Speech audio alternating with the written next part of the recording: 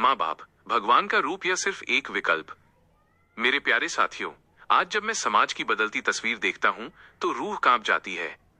जिस आंगन में कभी किलकारियां गूंजती थीं, आज वहां सन्नाटा पसरा है।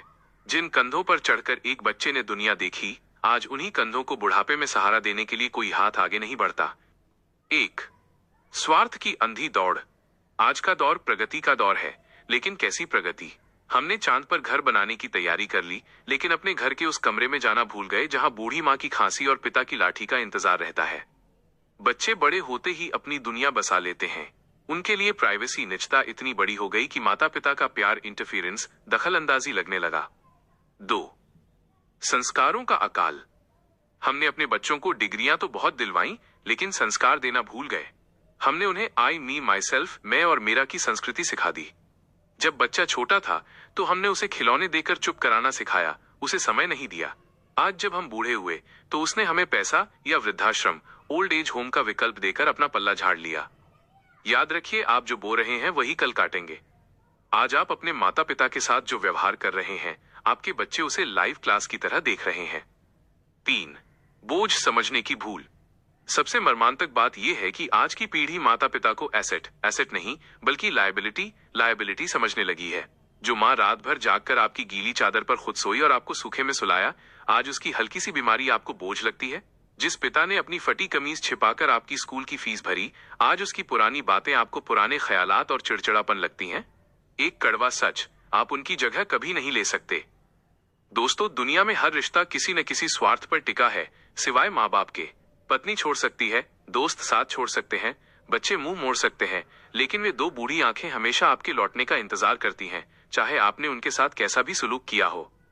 विचार कीजिए, क्या मॉडर्न होना अपनी जड़ों को काट देना है? क्या विदेश की नौकरी उस माँ की ममता से बड़ी है जो आपकी आवाज सुनने को तरस रही है? क्या आपका फ्लैट इतना छोटा है कि उसमें वो दो लोग नहीं समा सकते जिन्होंने आपको पूरी दुनिया दिखाई? निष्कर्ष, वक्त अभी भी है। अगर आप आज अपने माता पिता के साथ हैं तो आप दुनिया के सबसे अमीर इंसान हैं। अगर आप उनसे दूर हैं तो आज ही फोन उठाइए, उनसे बात कीजिए, उनके पास जाइए। उनके सफेद बालों में छिपा हुआ आशीर्वाद आपकी 7 पीढ़ियों को संवार सकता है।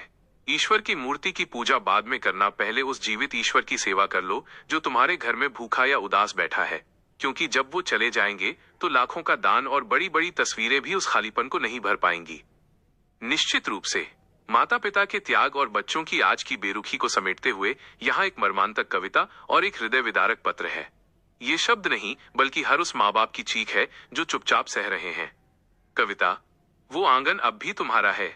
पैर जब लड़खड़ाते थे तो उंगली थमाई थी उन्होंने, तुम्हें चलना सिखाया, खुद की हस्ती मिटाई थी उन्होंने। तुम शहर क्या गए, गांव की मिट्टी को पराया कर दिया। जिनकी आंखों के तुम तारे थे, उन्हें ही अंधेरों के हवाले कर दिया। वो पुरानी छड़ी, वो धुंधला चश्मा आज भी सवाल करते हैं कि क्यों लोग पालने वालों को ही बेहाल करते हैं। महल तो खड़ा कर लिया तुमने, पर नींव उखाड़ दी। माँ की ममता और पिता की साख सरे बाजार उतार दी। वो रोटी आज भी माँ के हाथ की, स्वाद ढूंढती है तुम्हारा। पिता की हर दुआ में रहता है बस नाम तुम्हारा। वक्त मिले तो लौट आना, उन खाली कमरों की पुकार पर, कहीं देर न हो जाए उस आखिरी विदाई के इंतजार पर। एक वृद्ध पिता के द्वारा लिखा गया पत्र। मेरे प्यारे बेटे बेटी, आज बहुत दिनों बाद कलम उठाई है। हाथों में कंपन है, शायद उम्र का असर है या फिर इस डर का कि कहीं तुम्हें मेरा ये खत पुराने ख्यालात न लगे।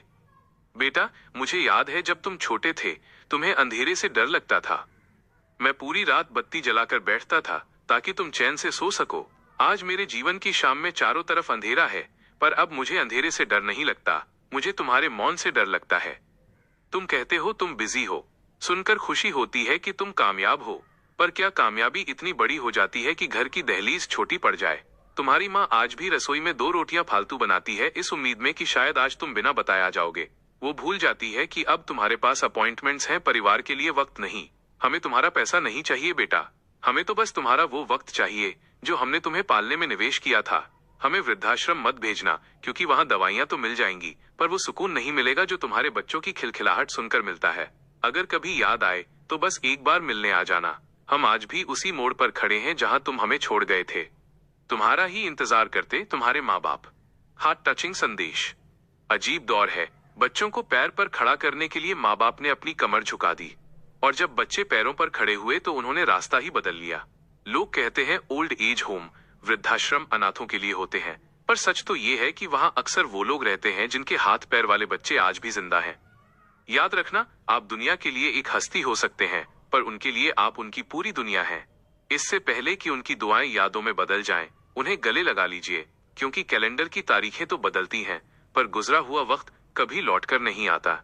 कमाकर इतनी दौलत भी तुम क्या करोगे गालिब, अगर बुढ़ापे में माँ बाप ही तुम्हारे साथ ना हो।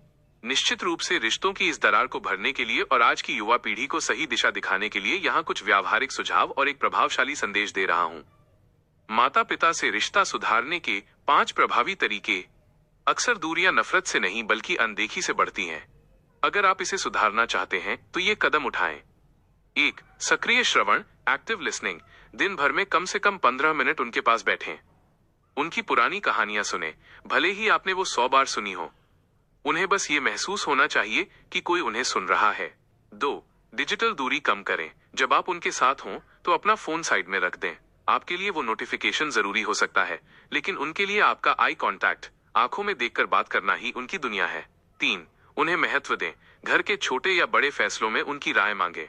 भले ही आप अंत में वही करें जो आपको सही लगे, लेकिन उनसे पूछने पर उन्हें यह एहसास होता है कि वे आज भी घर का हिस्सा हैं, फर्नीचर नहीं। 4. उनकी तकनीक से मदद करें। उन्हें व्हाट्सएप चलाना, वीडियो कॉल करना या ऑनलाइन खबरें पढ़ना सिखाएं। जब वे दुनिया से जुड़ेंगे तो उनका अकेलापन कम होगा और वे आपके और करीब महसूस करेंगे। 5. गलतियों को माफ करना सीखें। माता पिता भी इंसान हैं, उनसे भी गलतियां हुई होंगी।